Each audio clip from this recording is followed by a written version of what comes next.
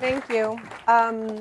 So my struggles with filling in forms started back in 1995 when I was really excited to apply to doctoral programs here in the US. So I received application forms from 5 universities, and they all kind of look like this. So filling in my name was at first not a big deal. I'll get back to that. I filled it in as Mariana Diaz, and as I kept reading down the form, I got to the ethnicity box, and then is when my dilemma started. I saw the option that I felt was okay to mark as white, and then as I kept reading down the options, I saw that I could also mark the choice of Latina. So wait, did that mean that I had to cross out white? And even more, was I really authentically Latina? I wasn't really sure, so I decided to cross that out. So in the end, I just left the whole field blank. And I kept leaving the ethnicity field blank for many years to come, in many forms to come for years. Because how could I reflect by selecting a box that I grew up in Mexico, that my father is from Mexico and Spain, and we have family from the Spanish side in Mexico, Spain, but also in Uruguay and Venezuela, and how could I further explain in my box choice that my mother is from Poland, that she also grew up in Mexico, and that we have Polish family in Poland, Sweden, Australia, Canada, and the United States. So yes, I grew up in Mexico City, but I was actually born in Boston, and I've spent most of my adult life in New York City, where I married a Greek man, and we have 2 kids that self-proclaim themselves to be Grexican American, get it? Greek and Mexican American, sort of. So no wonder why we ended up in the most diverse neighborhood in New York and perhaps the world, which is Astoria, Queens, which is the place that we call home. So it also happens to me that people ask me, or it probably happens to you guys as well, or most of you. So where are you from? And you're like so proud.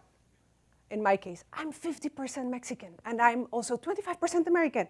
And wait, I'm also 35% Polish and 35% Spaniard. Wait, that just does not add up to 100%. It's more than 100%.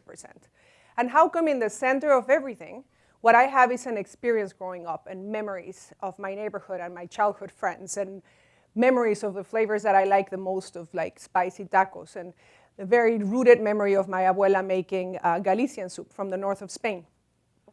Those are my roots in the center of everything. So let me tell you about a friend I have who faces similar issues. She's kind of a celebrity. Her real name is Dora Marquez. You might know her as Dora the Explorer. And I met Dora back in 2004 when I started working at the production. And since then, I have become a producer and also the head of the education and research departments. So why do I say that we have similar issues? Dora the Explorer, the show, airs in about 70 countries around the world. And in all these countries, Dora speaks the local language, and she also teaches a few words or phrases in a second language. What's the most important thing is that children around the world see themselves in Dora. They see herself as a friend and as one of theirs, someone like them. So yes, in the US, Dora can be identified as an American Latina bilingual girl, but she also has all these connections around the world.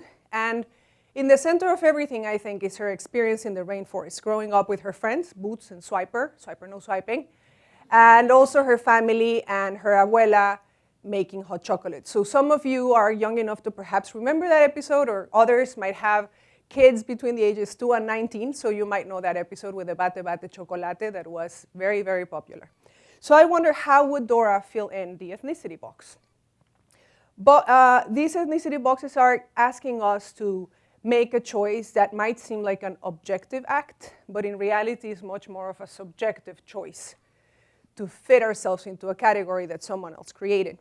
So that choice used to jerk me around a lot, and I left it blank back in 1995, and I left it blank for years until I gave it some more thought. And through a conversation I had with a friend of mine, Carlos Cortez, I came up to understanding this dilemma a little differently. So I understood it has 3 dimensions to it, which are heritage, culture, and identity. Heritage are the dimensions that came before us, the ones that we really don't impact, like in my case, my mother being from Poland and my father being from Mexico and Spain, or me being a light-skinned Mexican. Those are things I cannot control. Culture are the practices and behaviors that we keep alive through our everyday life. So yes, my culture comes partly from my heritage and also from growing up in Mexico City and spending most of my adult life in New York, and also married to a Greek, and Greek-American Canadian, by the way, and working in a very diverse place as Dora the Explorer is. Then there's identity, and identity is the way that we see ourselves and feel about ourselves.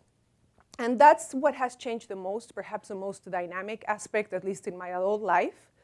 And in the center of all these three dimensions, I think, again, we see roots. And why do I sort of visualize it in the middle of everything? I think that roots both reflect and are a reflection of heritage, culture, and identity. So that's how I see it in the center of everything. Now, when it comes to identity, once I had this more complex understanding of it, and I was more accepting of these multiple dimensions, it became really important to me to see myself reflected in the world of Dora the Explorer. That world is a pan-Latino world, meaning that it's inclusive of all the Latin American countries and all the Latin American peoples. And there's Latin American peoples that look like me. So it was important for me to see that in the show. So I talked to the creators, and they're really good at listening. I told them how I felt about this. And as a result, we came up with this character, whose name is Mariana, the mermaid. And like me, she's light-skinned. She's also Latina and bilingual. That to me was really powerful to see. And she's also kind of a cute character. I like her. So going back to when I said that filling in my name back in that form was not a big deal, or it wasn't a dilemma as much, but I did make a couple of decisions regarding my name that followed me through and have impacted the way that I perceive myself. So this is the way that it had an accent there. So the first thing that I did to my last name was to get rid of the accent on the I. And the second thing that I did was to hyphenate my mother's last name. In Latin America and other countries, people have first their father's last name and then their mother's last name. So that's typical. But what I did was to put them together into one big last name, which is that, which has led to a few more form complications, I'm not going to lie. So what happened when I did these two things to my name? First, over time, the Diaz without an accent became to feel more American. And bringing in the Wionczek into my name put me face to face with my Polish heritage, which before it was not part of my identity as much. So when I put Wionczek there, people at least were perceiving me, at least in part, to be Polish and not only of Latino heritage with the Diaz. So I became more interested in my Polish heritage, and I ended up traveling with my mom to meet all my Polish family in Poland and Sweden. That was awesome. And I created these relationships with these people that are my family. And they were very, very close relationships, as close as I had been so far with my Spanish relatives and my Mexican relatives. So I also wondered what would have happened if I had adopted my husband's last name. That would have led to more form complications.